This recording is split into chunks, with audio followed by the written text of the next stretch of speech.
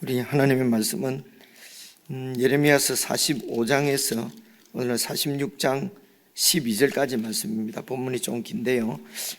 그래도 말씀을 잘 이해하고자 하는 마음으로 1절부터 46장 12절까지 저와 여러분이 교독해서 읽겠습니다. 유다의 요시야 왕의 아들 여호야김 넷째 해에 네리야의 아들 바룩이 예레미야가 불러주는 대로 이 모든 말을 책에 기록하니라. 그때에 선지자 예레미야가 그에게 말하여 이르되, 바룩아, 이스라엘의 하나님 여호와께서 내게 이같이 말씀하셨느니라. 내가 일찍이 말하기를 화로다. 여호와께서 나의 고통에 슬픔을 더하셨으니 나는 나의 탄식으로 피곤하여 평안을 찾지 못하도다. 너는 그에게 이르라. 여호와께서 이와 같이 말씀하시기를, 보라, 나는 내가 세운 것을 헐기도 하며 내가 심은 것을 뽑기도 하나니 온 땅에 그리하겠거늘 내가 너를 위하여 큰 일을 찾느냐? 그것을 찾지 말라. 보라, 내가 모든 육체에 재난을 내리리라. 그러나 내가 가는 모든 곳에서는 내가 너에게 내 생명을 노량물 주듯 하리라. 여호와의 말씀이니라. 이방 나라들에 대하여 선지자 예레미야에게 임한 여호와의 말씀이라.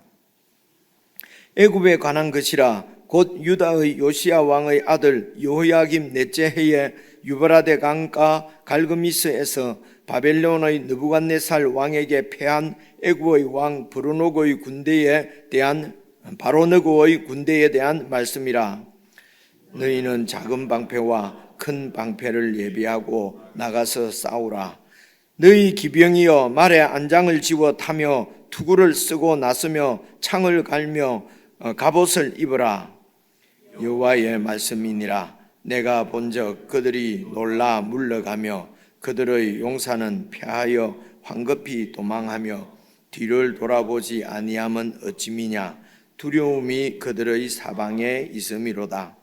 발이 빠른 자도 도망하지 못하며 용사도 피하지 못하고 그들이 다 북쪽에서 유브라데 강가에 넘어지며 엎드러지는도다. 강의 물이 출렁임 같고 나일강이 불어남 같은 자가 누구냐. 애굽은 나일강이 불어남 같고 강물이 출렁임 같도다. 그가 이르되, 내가 일어나 땅을 덮어 성읍들과 그 주민을 멸할 것이라. 말들아 달려라. 병거들아 정신없이 달려라.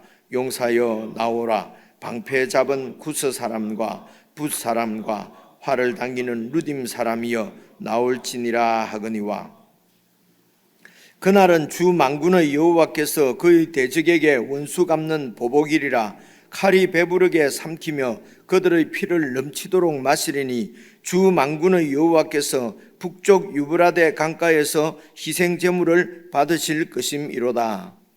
처녀 딸 애굽이여, 길르앗으로 올라가서 유향을 취하라. 내가 치료를 많이 받아도 효력이 없어 낫지 못하리라. 내 수치가 나라들에 들렸고 내 부르짖음은 땅에 가득하였나니. 함께 읽겠습니다. 용사가 용사에게 걸려 넘어져 둘이 함께 엎드려졌음이라. 45장 1절 보시면은요, 유다의 요시야 왕의 아들 여호야김 넷째 해에 네리야의 아들 바룩이 예레미야가 불러주는 대로 이 모든 말을 책에 기록하니라. 이 말씀이 이게 지금 좀 익숙한 말씀이지요. 그 옆에 그 관주에 보니까 예레미야 36장 1절 이렇게 쓰여 있는데요. 이 말씀이 사실은 36장 1절에 똑같이 나옵니다. 그래서 이제 36장 1절에도 여호야김 넷째 해에 바룩이 예레미야의 말을 이렇게 다 받아서 기록했다는 말씀이 나오는데요. 이 여호야김 넷째 해가 지금 예레미야서에서는 전체적으로 4번인가 나와요. 4번 나올 텐데요. 46장 방금 읽은 곳에도 나오지 않습니까? 1절에. 그리고 36장에 나오고, 그리고 저 앞에 25장인가 거기에도 넷째 해라는 게 나오는데요. 그래서 이 여호야김 넷째 해면은 보십시오. 이제 숫자를 이렇게 계산하면 됩니다. 여호야김 왕이 이제 이렇게 그 죽는 때가 여호야김에서 그다음 아들이 여호야긴, 그다음 왕이 여호야긴이거든요. 여호야긴 왕이 지금 우리가 알고 있는 대로, 그러니까 제가 여기서 그냥 연도만 말하고 이러면은 뭐 이렇게 잊어버리잖아요. 그래서 그 여호야긴 왕이 잡혀갔을 때는 597년이라는 얘기를 몇 번 들었잖아요, 그죠? 그래 597년인데, 그러니까 여호야긴 왕은 이 여호야김의 아들 여호야긴 왕이 그 아버지가 이제 이렇게 잡혀가고 그리고 본인이 왕이 돼서 3개월 만에 느부갓네살이 쳐들어와서 포로로 잡아가거든요. 그러니까 여호야김 왕이 이렇게 애굽에 이제 포로로 끌려가고 그리고 이제 죽게 되는데요. 이제 그 해가 이게 597년입니다. 근데 여호야김 왕이 11년 통치를 하거든요.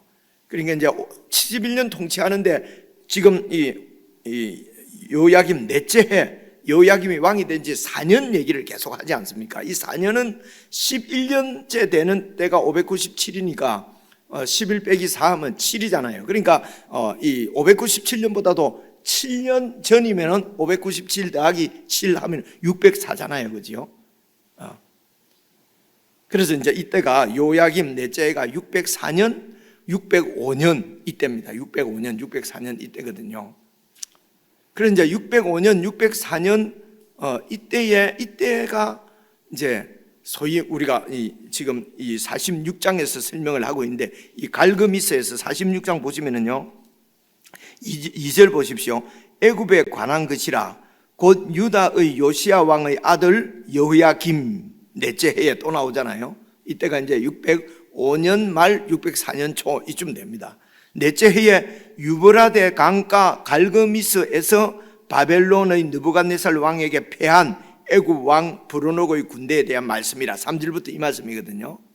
그러니까 이 여호야김 넷째 해, 즉 605년, 604년 이때가 이제 그냥 역사적으로 보통 605년으로 나와요. 605년이 갈그미스 전투가 있었습니다. 이게 일반 역사에도 나올 정도로 상당히, 왜 그러냐면 고대 근동의 이런 패권이, 국제 정세가 완전히 애굽에서 바벨론으로 넘어가게 된 그 결정적 전투가 이 갈그미스 전투였어요. 그게 이제 605년인데요. 말이 나온 김에 미리 말씀을 드리면은요, 이제 그 당시에는 아수르가, 이게 이제 이렇게 보시면 됩니다. 우리가 보통 북쪽에서 이렇게 하나님의 유다와 예루살렘을 심판하시는 하나님이 자기 백성을 심판하시기 위해서 이방 적들을 데리고 올 때 북쪽에서 내려온다고 자꾸 이런 말씀이 많이 나오잖아요. 그러니까 북쪽이 이제 그러니까 이 팔레스틴 땅은 아래쪽에는 이스라엘, 그 위쪽에는 시리아라고 보면 됩니다. 그리고 시리아 바로 이제 위쪽이니까 우리는 이제 북쪽으로 이렇게 생각이 되는데요. 그 시리아 위쪽에 그 이제 아수르가 있는 나라가, 거기에 여러분 지금 보면은 페르시아 아닙니까? 거기에서 티그리스 강 그리고 유프라테스 강이 있어요. 그래서 유프라테스 강과 티그리스 강 이제 사이가 이게 아주 비옥한 땅이거든요. 그리고 여기에 가장 하류 쪽으로, 바다 쪽으로 바벨론 갈대아 민족이 살았어요. 갈대아 족속. 그리고 이제 거기에서 이제 쭉 그 위쪽에 상류 쪽으로 이제 우리가 잘 아는 도시가 하란입니다. 하란, 니느웨, 이제 이런 쪽에 중심으로 해서 이제 아수르가 있었는데, 이 아수르가 이제 이 유프라테스 강과 이런 티그리스 강 사이의 메소포타미아 지역, 아주 좋은 지리적으로 비옥한 혹은 강가니까 좋은 땅이잖아요. 그 전체를 이제 이렇게 지배하고 있는 나라가 아수르였는데요. 그래서 이제 아수르가 이제 세력을 넓혀서 시리아와 그리고 이제 이스라엘까지도 다 이렇게 세력을 확장하려고 할 것 아닙니까? 근데 그 이스라엘 바로 밑에 있는 또 제국이 나일강가에 세워진 제국이 이집트예요. 근데 그래서 이제 이집트와 아수르가 이 중간에 있는 팔레스틴 땅을 두고 이제 이 영향력을 미치려고 서로 싸우는 거지요. 이제 그때에 이제 이 아수르가 차지하고 있는, 그래서 우리가 북쪽에서 내려오는 것처럼 보이는데 사실은 지도상으로 보면은요, 갈대아 민족 바벨론이 그 페르사만 그 하류 쪽이 사실은 동쪽이거든요. 지금 이란이 이렇게 그 현재 지도도 보면은 이란 쪽은 이스라엘이 있는 쪽에서부터 동쪽이잖아요, 그죠? 그래서 이제 보통 동쪽으로 많이 나와요.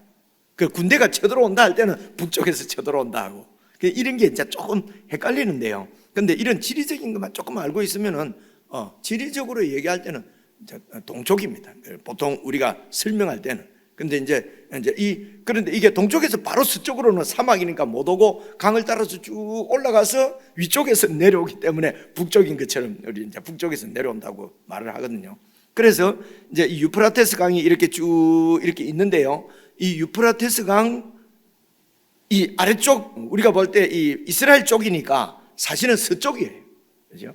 그래서 이제 이 유프라테스 강 서쪽에, 그리고 좀 상류 하란 쪽, 상류 쪽에 갈그미스라고 하는 그 지역이 있습니다. 그러니까 이제 이렇게 보시면 되죠. 아수르의 이 경계 지역이라고 그럴까요? 이제 갈그미스가 있는데, 그런데 이제 이 605년 갈그미스 전투가 일어나게 된 배경이 말입니다. 이 갈그미스 전투에서 승리한 왕은 그 느부갓네살이에요. 우리가 잘 아는 느부갓네살. 그러니까 느부갓네살 그 아버지가 나부폴라살이라고 그러는데요. 이 나부폴라살이 그러니까 이 갈대아 민족의 족장이죠. 족장. 갈대아 민족의 족장인데 누구의 지배를 받고 있냐면은 아수르의 지배 하에 있었단 말입니다.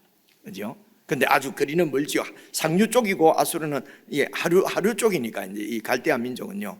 근데 이 갈대아 민족들이 이제 여러 민족들이 지배를 받고 있으면 다 이렇게 독립을 하려고 할 거 아닙니까, 그죠? 그때에 이제 626년입니다. 626년쯤 되니까요. 그러니까 일반 역사에 나오는 얘기입니다. 626년에 이 나부폴라살이 갈대아 민족의 그 왕이 됩니다. 이제 갈대아 민족들이 막 이제 이 추대를 갖고 왕이 돼요. 그러니까 왕이 돼도 조그마한 민족의 왕이 된 것이고, 이제 그때는 이제 이 아수르가 제국이 크게 번창했다가 또 말년에 가면 또 우리 조선이든 뭐 제국이든 다 그렇습니다. 이제 그 수립한 이 시조는 무슨 이승계니 왕건이니 아주 대단하다고 하는데, 그 뒤에 쭉 가면은 또 맨날 좀 방탕하고 이런 왕들이 꼭 나오잖아요, 그죠? 모든 제국은 똑같아요.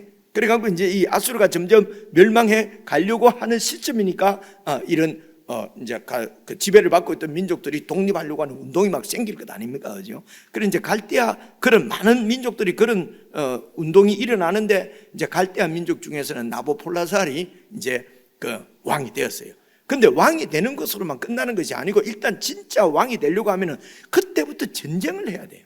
이런 게 세상 나라입니다. 그래서 주위에 있는 많은 그 조그마한 부족이나 이런 부족들을 공격을 해서, 그리고 힘을 과시해서 아무도 나부폴라살을 건드릴 수 없다, 이쯤 돼야 실제로 왕이 되거든요. 이게 세상 나라에서 영웅으로 살아가는, 우리는 그걸 영웅이라고, 이제 그냥 일반 사회 책에서 보면 그 영웅이라고 다 영웅에 그런 게 나온단 말입니다, 그죠? 근데 그 영웅의 삶이 이렇게 고달픈 거죠. 그래서 내가 내 힘으로 전쟁을 해서 그래서 수많은 사람은 다 지고 이제 이기고 살아남는 사람이 이제 무슨 영웅인 것처럼, 그러나 속은 다 피폐해지고, 그죠? 그렇게 해서 사라지는 게 세상 삶인데, 이제 이런 것들이 보이면은 사람들이 다 하나님을 믿겠죠. 그런데 안 보이는 거지요. 마치 무슨 이렇게 앞에 가는 양떼들이 앞에 가는 쭉 절벽으로 다 떨어지는데도 계속 가서 절벽으로 떨어지고, 이런 예화를 옛날에 많이 읽은 것 같은데요. 그러니까 뻔한 삶인데도 막 모든 사람이 다 그렇게 가니까 다 그렇게 살다가 죽는 것이요. 이런 삶 가운데서 그런 영적인 실상들을 우리가 볼 수 있게 된 것은 이거야말로 하나님의 은혜지요. 그죠? 우리가 똑똑하거나 잘났거나 이런 게 아니고 그냥 하나님의 은혜가 임한 거예요. 그래서 하나님의 말씀을 통해서 우리가 그걸 알게 된 거지요. 그러면 알게 됐으면은 이제 그 말씀대로 우리가 삶이 생각이 가치관이라고 생각이 좀 바뀌면 좋겠는데, 이 바뀌는 게 또 너무 힘들죠, 그죠? 그럼 어떻게 바뀌냐? 죄송합니다. 시간이 필요합니다. 자꾸 듣고 그래서 바뀐 가치관대로 안 살고 또 이렇게 살면서 실패하고 이렇게 해야 이 실패가 바로 하나님 주시는 그런 재난이고 그래서 이런 재난들을 피하려고 하면은 계속해서 그냥 이렇게 세상에서 경쟁하면서 이기게 해주시면 하나님 축복해 주셨다. 이렇게 살게 된단 말입니다. 어쨌든 나부콜라살이 이제 한 10년 동안 막 부족과 전쟁을 하다가 616년 이때부터 이제 아수르하고 붙는 거예요. 근데 이런 큰 나라가 위에 또 메데라고 하는, 메데파사 할 때 메데라는 나라가 있잖아요. 그죠?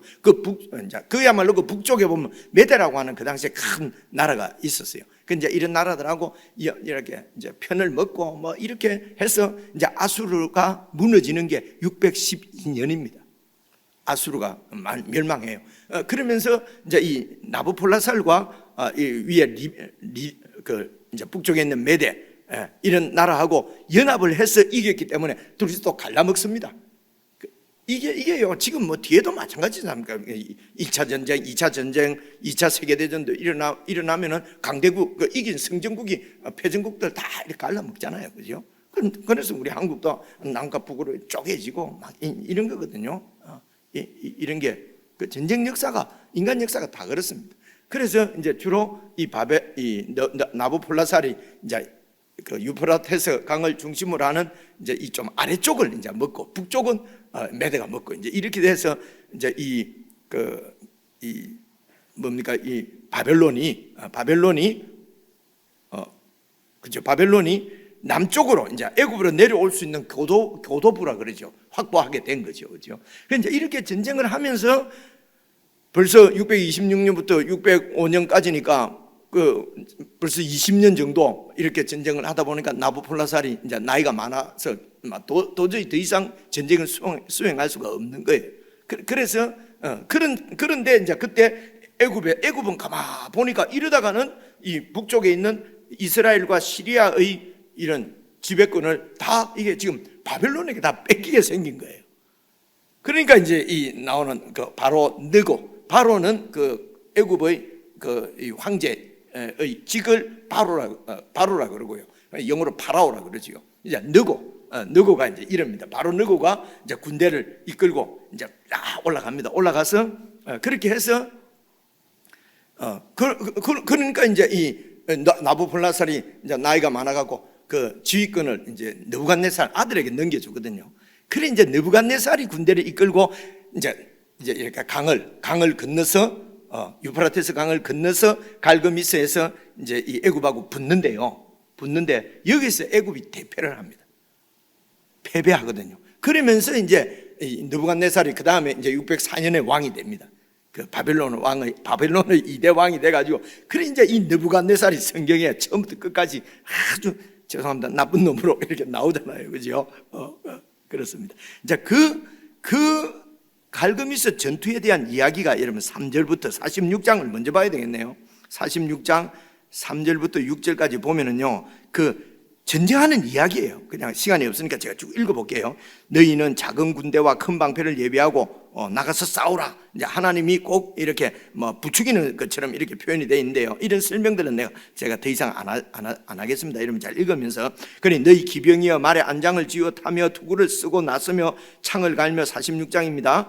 갑옷을 입어라. 5절 여호와의 말씀이니라. 내가 본적 그들이 놀라 물러가며 그들의 용사는 패하여 황급히 도망하며 뒤를 돌아보지 아니하면 어쩌미냐. 두려움이 그들의 사방에 있음이로다. 발이 빠른 자도 도망하지 못하고 용사도 피하지 못하고 그들이 다 북쪽에서 유브라데 강가에서 넘어지며 엎드려졌다. 그래서 3절부터 6절까지가 이게 지금 이제 갈그미스 전투의 장면을 지금 묘사하는 겁니다. 그래서 이 갈그미스 전투에서 애굽이 졌다는 것입니다. 그죠? 유프라테스 강가에서 넘어지고 그 갈그미스가 유프라테스 강 바로 이렇게 서쪽에 있는 지역이거든요. 그래서 졌다는 것입니다. 그 다음에 이제 7절부터 9절까지는요, 이렇게 이제 그 원정을 나가는 바벨론을 치려고 원정 가는 바로너고의 군대가 애국 군대가 얼마나 센가 하는 것을 지금 보여주는 것이 여러분 7절부터 9절까지인데 제가 읽어볼게요. 강의 물이 출링음 같고, 이 강이 나일강이 불어남 같은 자가 누구냐? 나일강은 말입니다. 이제 이 1년에 꼭 한 번씩 이렇게 홍수가 나면요, 나일강이 막 범람을 해가지고 그 주위를 갖다가 완전히 다 뒤엎는답니다. 그리고 이제 물이 쫙 빠지면요, 그 땅이 아주 비옥해지는 거예요. 그럼 농사가 무지무지 잘 되죠, 그죠? 그래서 거기는 이제 불을 이루는 것입니다. 그리고 또 홍수가 그 다음에 또 오면은 또 싹 다 이렇게 엎어버리고, 그리고 또 물 빠지고 나면 거기서 또 농사하고 사실. 그래서 이 나일강이 홍수가 나서 범람할 때는요, 온 세상을 뒤덮는 것이요. 그러니까 지금 갈그미스로 올라가는, 그러니까 바벨론을 치러 올라가는 바로노의 군대가 나일강이 온 세상을 덮는 것처럼 온 세상을 먹어 삼킬 듯한 그러니까 아주 강군이었어요. 그죠? 그래서 그 누구도 애굽이 질 거라고는 생각을 못 했어요. 왜냐하면 바벨론은 이제 신생국이에요. 그죠? 그런데 애굽은 지금 애굽의 전통은 왕조가 이때가 24왕조인지 4왕조인지, 그러니까 왕조도 몇 번 바뀌고 큰 나라였거든요. 그러니까 이제 이 애굽이 질 거라고는 생각을 못 했는데요. 지금 46장 1절을 보시면요, 이방 나라들에 대하여 선지자 예레미야에 의한 여호와의 말씀이라. 이방 나라의 운명도 여호와 하나님 손에 다 달려 있다는 겁니다. 이스라엘뿐만 아니라 이방 나라, 세상의 모든 나라의 운명을 손에 쥐고 계신 분은 하나님이십니다. 이 말씀을 왜 하시냐면요, 이 이스라엘 백성들이 누구를 믿고 살아야 되느냐는 것입니다. 그죠? 이 이스라엘 백성들은 애굽을 믿을 것이냐, 바벨론을 믿을 것이냐, 아수르를 믿을 것이냐, 이러면서 지금 이걸 정치적이라고, 이게 정치적으로 막 서로 파가 갈려서 싸우고 이랬거든요. 그러니까 이스라엘 백성들은 진짜로 믿어야 될 분은 이런 이방의 모든 강대국들의 운명도 쥐고 계시는 하나님을 믿어야 되는데, 지금 이 뜻입니다. 그죠? 그래서 이스라엘은 애굽을 믿는 거거든요. 친애굽파가 많았어요. 애굽이 우리를 도와줄 것이고, 애굽이 망할 리가 없다는 거죠. 죄송합니다. 미국이 망할 리가 없고 로마가 망할 리가 없습니다. 그때 살 때는요. 로마가 망한다고 생각하는 사람은 아무도 없었어요. 그죠? 그래도 지금은 우리 미국은 절대 안 망할 것 같잖아요. 근데 보면 망하려고 그러잖아요, 지금. 이해를 잘 할 수 있도록 제가 설명을 드리는 겁니다. 애굽이 망할 거라는 건 생각을 안 하는 거예요. 그런데 바벨론에 자꾸 항복하라 하니까, 그러니까 이 정치인들이 예레미야를 죽이려고 하는 거예요. 이해가 오시죠, 그죠? 이런 걸 잘 보시면 교회가 어떤 스탠스를 취해야 될지를 다 알 수 있을 것 같은데, 그게 안 보이는 거죠. 그래서 이제 애굽을 의지하지 말라는 것입니다. 그죠? 그래서 애굽이 이런 나일강이 범람할 때 나일강 그 물처럼 이 강한 군대가, 지금 보십시오. 8절, 애굽은 나일강이 불어난 같고 강물이 출렁임 같도다. 그가 이르되 내가 일어나 땅을 덮어 성읍들과 그 주민들을 멸할 것이다. 그러면서 이제 쳐들어갑니다. 9절 보십시오. 말들아 달려라, 병거들아 정신없이 가니까 죽지, 그죠? 용사여 나오라, 방패 잡은 구스 사람, 어제 말씀드렸지요. 구스 사람, 붓 사람, 이게 다 그러니까 이렇게 이해합니다. 구스, 붓 이렇게 아는 민족이 나오면 이게 아프리카 사람들이에요, 그죠? 아프리카, 이집트가 아프리카에 있잖아요. 그 주위에 있는 여러 민족들이요. 그리고 활을 당기는 루딤 사람은 우리가 잘 몰라요. 그래도 아프리카 북쪽에 있는, 아프리카에 있는 어떤 한 민족이겠다, 이렇게 생각하시면 되는 거예요. 그죠? 그래서 이 바로 네고가 그러니까 주위에 있는 여러 민족도 다 이제 이 군사를 징집을 해서 큰 군대가 지금 바벨론을 치러 올라가는 모습, 9절입니다. 그리고 11절, 12절은 결과입니다. 갈그미스 전투의 결과. 11절 보십시오. 처녀딸 애굽이요. 이 말은 처녀딸은 아주 이제 주로 딸로 나라를 다 표시하는데요. 처녀니까 아주 강한, 그죠? 젊은 그런 애굽이요. 길르앗으로 올라가서 유향을 취하라. 길르앗의 유향은 약입니다. 약. 네가 치료를 많이 받아도 효력이 없고 낫지 못한다. 어떤 약을 써도 회복이 불가능할 정도로 애굽이 실제적으로 역사적으로도 치명적인 이런 피해를 이 갈그미스 전투에서 입게 되거든요. 이때부터 이 애굽도 국력이 이렇게 다운되거든요. 이제 그걸 표시하는 것입니다. 낳지 못하리라. 그래서 12절 네 수치가 나라들에 들렸고 내 부르짖음은 땅에 가득하였나니 용사가 용사에게 걸려 넘어져 둘이 함께 엎드려졌도다. 그래서 이제 이 11절 12절은 완전히 멸망했다는 거예요. 애굽이 졌다는 것입니다. 그리고 이제 10절이 이런 갈그미스 전투를 신학적으로 표현하는 것이 10절 말씀입니다. 우리가 눈여겨봐야 될 것은 이런 말씀이죠. 이렇게 갈그미스 전투를 신학적으로, 그러니까 하나님의 관점에서 기술한 이런 절은 잘 나오지 않는데요. 10절 봐보십시오. 그날은, 그래서 갈그미스 전투에서 애굽이 대패하는 그날은 주 만군의 여호와께서 그의 대적에게 원수 갚는 보복이라. 하나님이 애굽을 원수 갚듯이 갚는 것처럼 그렇게 애굽을 치셨다는 것입니다. 칼이 배부르게 삼키며 그들의 피를 넘치도록 마시리니 주 만군의 여호와께서 북쪽 유브라데 강가 갈그미스에서 희생 제물을 받을 것이로다. 받을 것이로다. 그러니까 애굽을 희생 제물로 삼아서 이렇게 하나님이 받으셨단 말이에요. 그렇게 애굽을 하나님께서 대적하시고 보복하시는 이유는 지금 나와 있지 않아요. 근데 다 알아요. 이 애굽이 그러니까 오만하고 교만한 거지요. 그렇게 오랫동안 짓된 제국이니까, 대국이고, 그러니까 하나님을 무시하죠.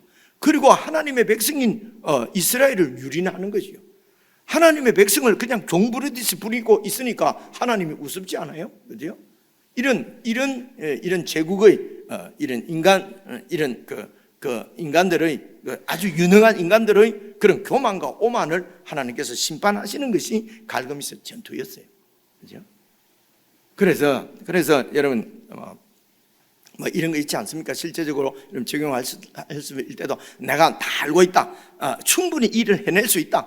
우리가 격려 같은 거 하잖아요. 그죠? 이런 것이 정말 어려운 일을 해낼 수 있는 격려가 되기도 하지만은 충분히 해낼 수 있고 내가 능력이 있고 우리는 할 수 있고 이게 그 일을 잘할 수 있는 격려가 된다고 칭찬이 고래도 춤추게 하고 뭐 여러분 그 칭찬이 고래 춤추게 한다는 건 성경에 없습니다. 뭘 성경에 있는 것처럼, 그죠? 내가복음 37장 있는 것처럼 막 얘기를 해요. 그러니까 듣는 사람이 헷갈리는 거예요. 그죠? 칭찬도 이게 막 태워놓고 막 하는 게 아니에요. 그게 고래를 춤추게 하는 게 아니라 고래를 죽게 만듭니다. 고래는 춤추게 할지 몰라도 사람은 죽게 만들어요. 그래서 이런 칭찬들이 우리를 격려할 수도 있지만은 우리의 기도를 멈추게 하는 독이 될 수도 있습니다. 여러분, 그죠?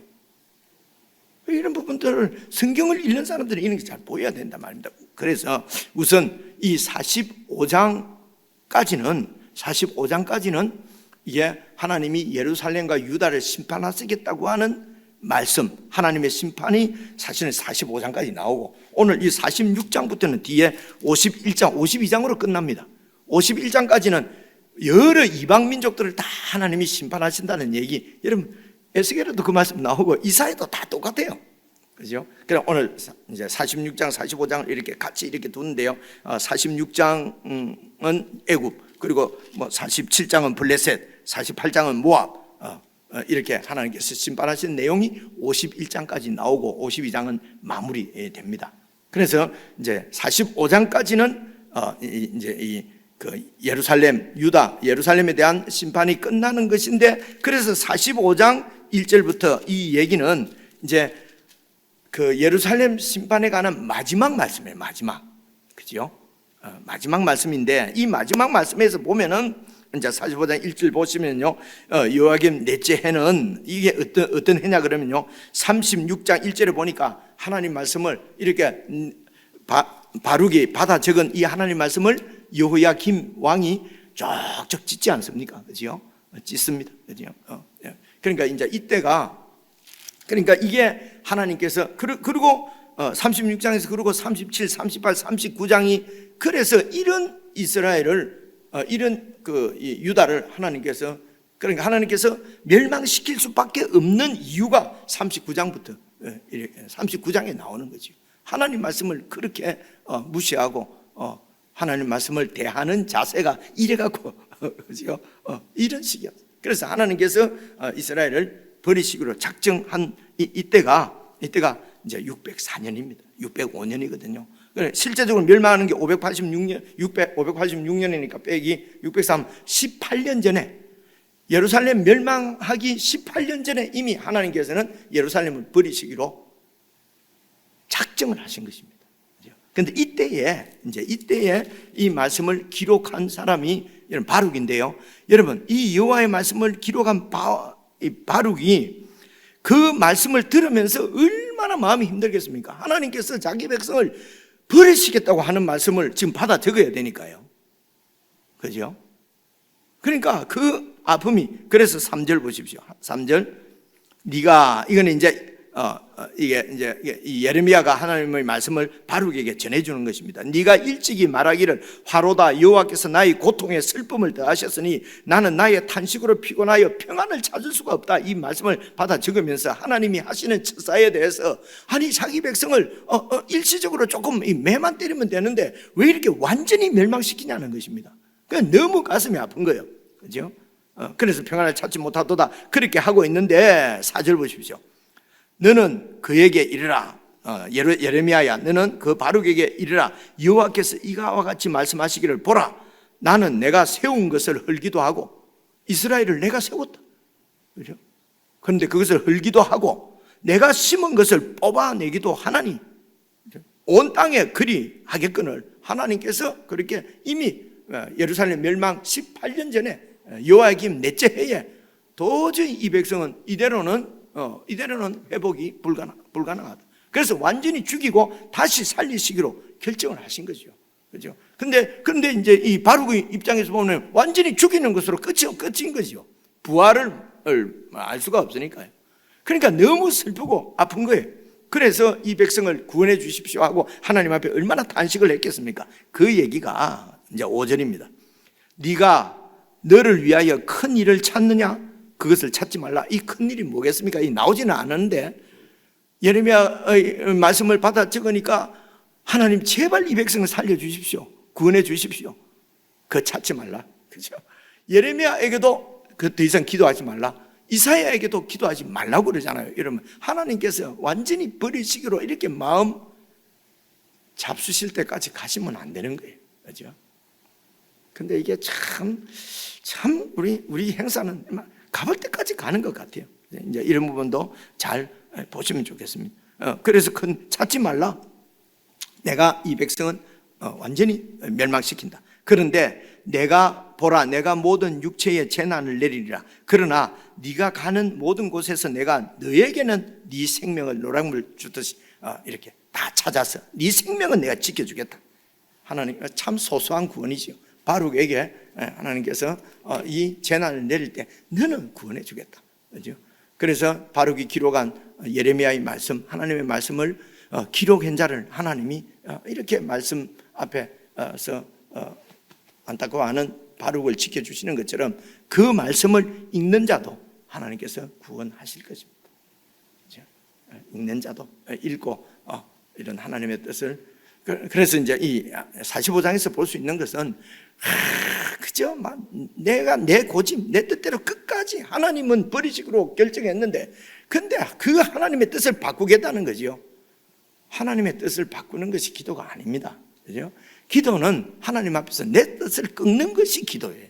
그죠? 이런 부분들도 좀 잘 묵상하시고, 너무 길은데요. 그래서 45장과 46장을 아마 같이 이렇게 한 것은 45장으로 이렇게 예레미야 그 예루살렘과 유다의 심판, 그리고 46장 오늘 46장부터 이제 내일 쭉 이어서는 온 민족들을 심판하시는 하나님, 그 가운데서 또 우리 하나님을 더 여러분 깊이 아는 묵상의 시간이 되었으면 좋겠습니다. 개인적으로 묵상하시겠습니다.